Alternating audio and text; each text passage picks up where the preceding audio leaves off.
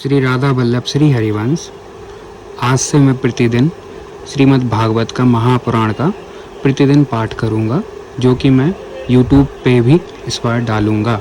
मैं पिछले 15 सालों से पाठ कर रहा हूँ, लेकिन इस बार इस महापुराण का रस मैं सभी को देना चाहता हूँ।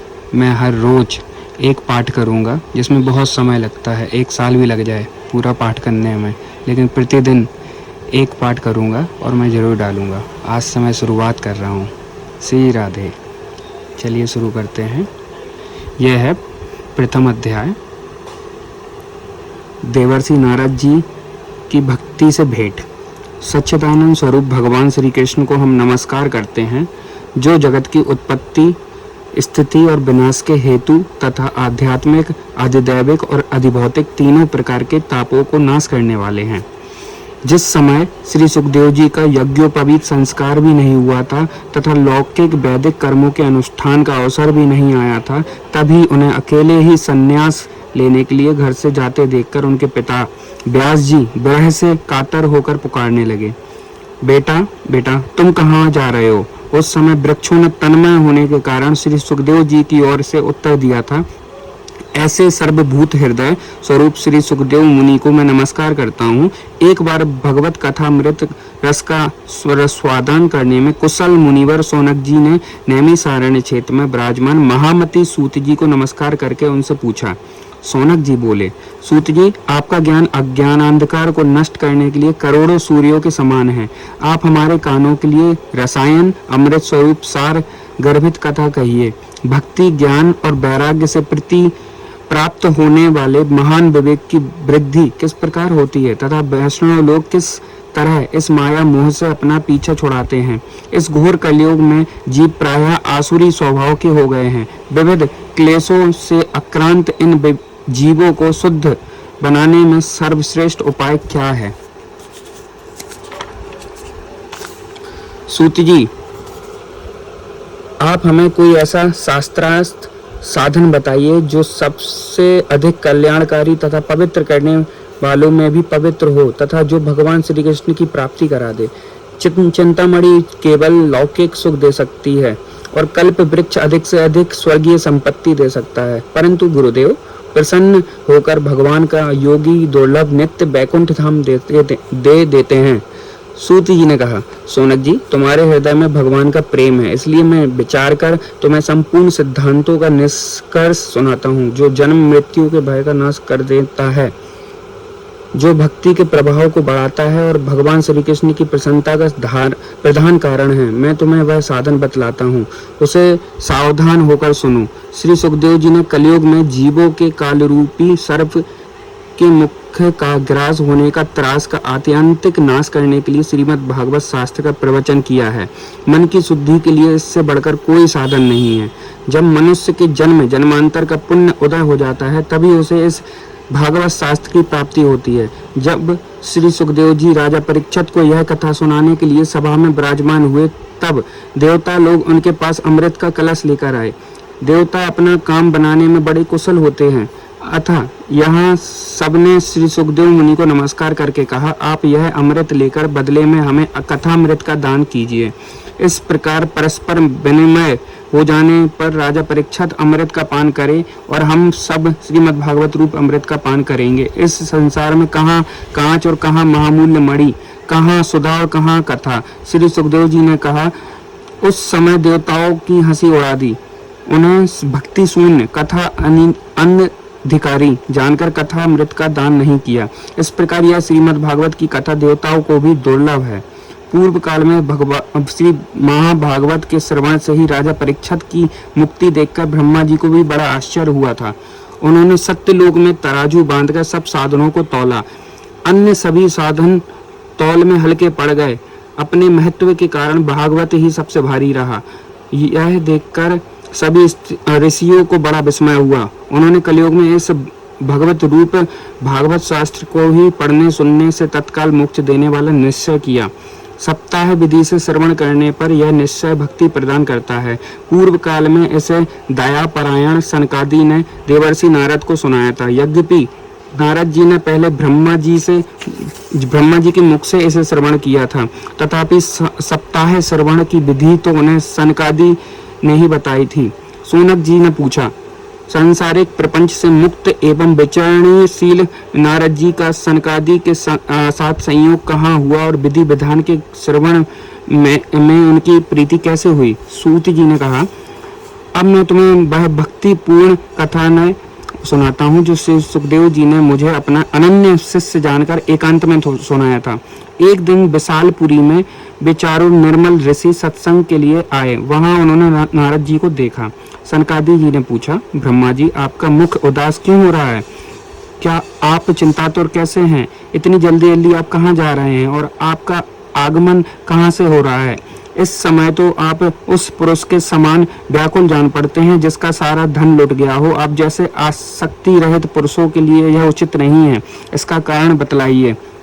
नारद जी ने कहा, मैं सर्वोत्तम लोक समझकर पृथ्वी में आया था। यहाँ पुष्कर, प्रयाग, काशी, गोदावरी, नासिक, हरिद्वार, कुरुक्षेत्र, श्रीरंग और सेतुबंध आदि कई तीर्थों में मैं इधर उधर विचरता रहा, किंतु मुझे कहीं भी मन को संतोष देने वाली शांति नहीं मिली।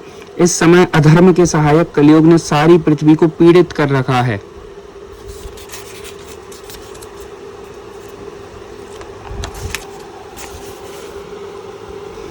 अब यहाँ सत्य, तप, शौच, दया, दान आदि कुछ भी नहीं है। बेचारे जीव केवल अपना पेट पालने में ही लगे हुए हैं। वे असत्य भाषी, आलसी, मंदबुद्धि, भाग्यहीन, उपद्रव ग्रस्त हो गए हैं। जो साधु संत कहे जाते हैं वे पूरे पाखंडी हो गए हैं। देखने में तो वे विरक्त हैं, किंतु स्त्री, धन सभी का परिग्रह करते हैं। घरों में स्त्रियों का राज्य है। साले सलाहकार बने हुए हैं। लोभ से लोग कन्या विक्रय करते हैं और स्त्री पुरुषों में कलह मचा रहता है। महात्माओं के आश्रम, तीर्थ और नदियों पर यवन विधर्मियों का अधिकार हो गया है। उन दुष्टों ने बहुत से देवालय भी नष्ट कर दिए हैं। इस समय यहाँ ना कोई योगी है, ना सिद्ध है, ना ज्ञानी है, ना सत्कर्म करने वाला ही है। सारे साधन इस समय कली रूप दावानल से जल कर भस्म हो गए हैं।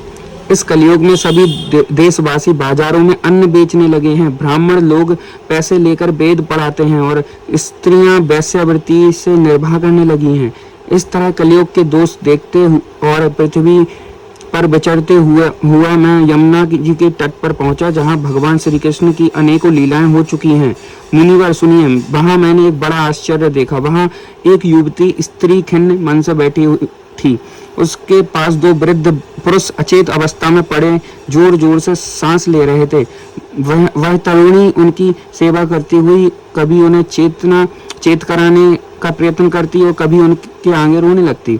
वह अपने शरीर के रक्षक परमात्मा को दसों दिशाओं में देख रही थी। उसके चारों ओर सैकड़ों स्त्रियां उसे पंखा झल रही थी और वह बार बार समझाती जाती थी। दूर से यह सब चरित्र देखकर मैं कतूहलवश उसके पास चला गया।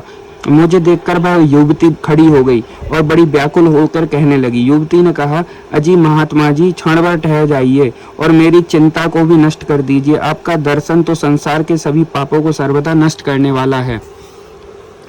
आपके वचनों से मेरे दुख की भी कोई बहुत कुछ शांति हो जाएगी। मनुष्य का जब बड़ा भाग्य होता है तभी आपके दर्शन करते हैं। श्री नारद जी कहते हैं, तब मैंने उस स्त्री से पूछा, देवी तुम कौन हो? ये दोनों पुरुष तुम्हारे क्या होते हैं और तुम्हारे पास ये कमल नयनी देवियां कौन हैं? युवती ने कहा, मेरा नाम भक्ति है। ये ज्ञान वैराग्य मेरे पुत्र हैं। समय के फेर से ही ये ऐसे जर्जर हो गए हैं। ये देवियां गंगा जी और नदियां हैं। ये सब मेरी सेवा करने के लिए ही यहाँ आई हैं। इस प्रकार साक्षात देवियों के द्वारा सेवित होने पर भी मुझे सुख शांति नहीं है। तपोधन, अब ध्यान देकर मेरा वृतांत सुनिए। मेरी कथा वैसे तो प्रसिद्ध है, फिर भी उसे सुनकर आप मुझे शांति प्रदान करें। मैं द्रविड़ देश में उत्पन्न हुई, कर्नाटक में बड़ी, कहीं कहीं महाराष्ट्र में सम्मानित हुई, किंतु गुजरात में मुझको बुढ़ापे ने आ घेरा। वहाँ घोर कलयुग के प्रभाव से पाखंडियों ने मुझे अंग अंग कर दिया। फिर काल तक यह अवस्था रहने के कारण मैं अपने पुत्रों के साथ दुर्बल और निस्तेज हो गई। अब जब से मैं वृंदावन आई तब से पुनः परम सुंदरी स्वरूपवती नवयुवती हो गई हूँ, किंतु सामने पड़े हुए ये दोनों मेरे पुत्र थके बांधे हुए दुखी हो रहे हैं। अब मैं यह स्थान छोड़कर अन्यत्र जाना चाहती हूँ। ये दोनों बूढ़े हो गए हैं, इसी दुख से मैं दुखी हूँ। मैं तरुणी क्यों, ये दोनों पुत्र मेरे बूढ़े क्यों? हम तीनों साथ साथ रहने वाले हैं, फिर यह विपरीतता क्यों? होना तो यह चाहिए कि माता बूढ़ी हो और पुत्र तरुण।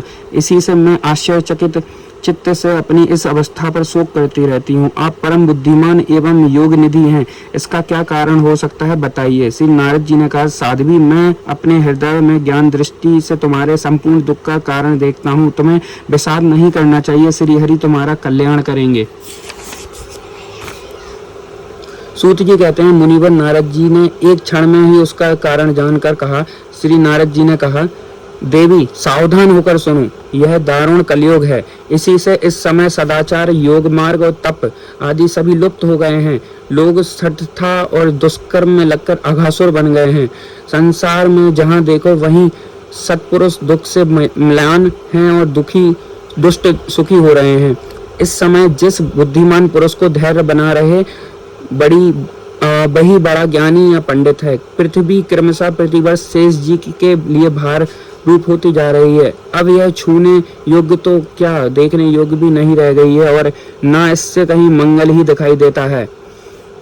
अब किसी को पुत्रों के साथ तुम्हारा दर्शन भी नहीं होता। विषय अनुराग के कारण अंधे बने हुए जीवों से उपेक्षित होकर तुम जर्जर हो रही थी। वृंदावन के संयोग से तुम फिर नवीन तरुणी हो गई हो। अतः यह वृंदावन धाम धन्य है, जहाँ भक्ति सर्वत्र नृत्य कर रही है। परंतु तुम्हारे इन दोनों पुत्रों का यहाँ कोई ग्राहक नहीं है, इसलिए उनका बुढ़ापा नहीं छूट रहा है।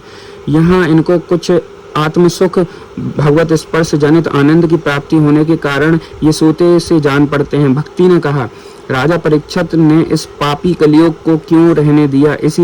इसके आते ही सब कुछ वस्तुओं का सार न जाने कहाँ चला गया। करुणामय श्री हरि से ही यह अधर्म कैसे देखा जा सकता है? मुने, मेरा यह संदेह दूर कीजिए, आपके वचनों से मुझे बड़ी शांति मिली है। नारद जी ने कहा, बाले, यदि तुमने पूछा है तो प्रेम से सुनो। कल्याणी, मैं तुम्हें सब बताता हूँ और तुम्हारा दुख दूर हो जाएगा। जिस दिन भगवान श्री कृष्ण इस भूलोक को छोड़कर अपने परम धाम को पधारे, उसी दिन से यहाँ संपूर्ण साधनों में बाधा डालने वाला कलयुग आ गया। दिग्विजय के समय राजा परीक्षित दृष्टि पड़ने पर कलयुग दीन के समान उनकी शरण में आया। भ्रमर के समान सारग्राही राजा ने यह निश्चय किया कि इसका वध मुझे नहीं करना चाहिए, क्योंकि जो फल तपस्या, योग, समाधि भी नहीं मिलता, कलयुग में वही फल श्री हरि कीर्तन से भी भली भांति मिल जाता है। इस प्रकार सारहीन होने पर भी उसे इस एक ही दृष्टि से सारयुक्त देखकर उन्होंने कलयुग में उत्पन्न होने वाले जीवों के सुख के लिए ही इसे रहने दिया है।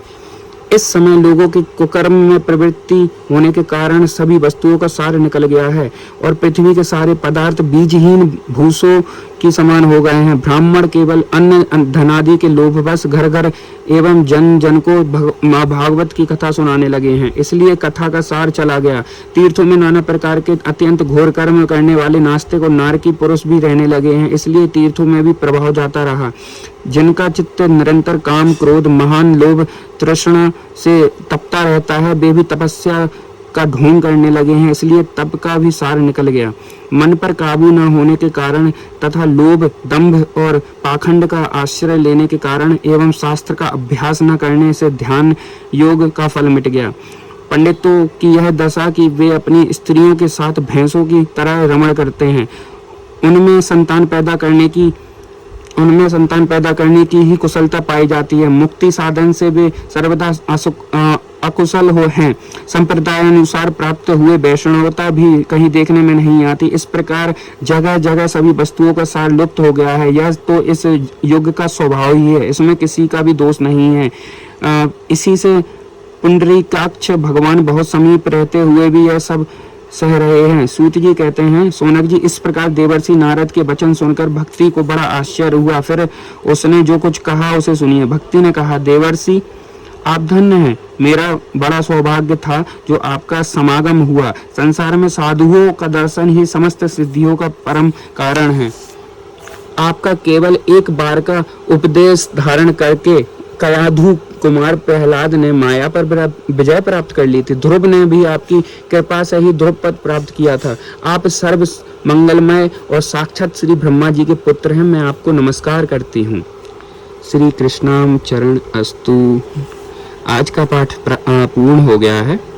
अब मैं अगले दिन फिर से यहाँ से शुरू करूँगा। अथ द्वितीय अध्याय। राधे राधे।